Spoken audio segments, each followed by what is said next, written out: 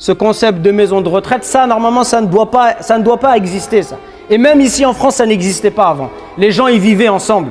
Les parents y vieillissent, on s'occupe d'eux. C'est quoi ça quand même? Subhanallah, on dit qu'on a une époque où on est développé, mais wallah, c'est la fin des temps.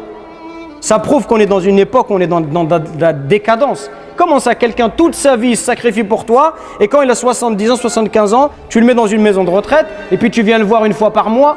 C'est quoi ça, subhanallah? Alors parfois, pour des raisons médicales ou autres, peut-être que c'est nécessaire, peut-être, mais je parle de manière générale.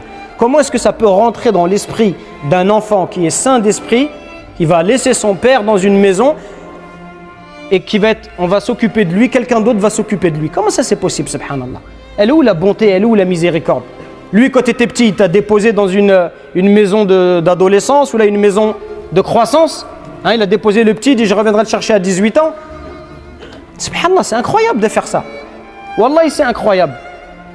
Au point où vous savez, alors vous êtes peut-être beaucoup pour la plupart d'entre vous très jeunes, mais vous savez qu'il y a 18 ans, c'est en 2003, je crois qu'il y avait une canicule l'été en France incroyable, il faisait 40-45 degrés, il faisait très très chaud, et il y a beaucoup de gens qui sont morts dans les maisons de retraite.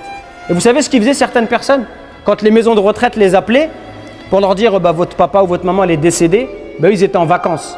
Qu'est-ce qu'ils disaient? Ils disaient après les vacances on viendra. Parce que celui qui fait ça, il a un cœur. C'est-à-dire que même pour son père et sa mère, il ne peut pas interrompre ses vacances.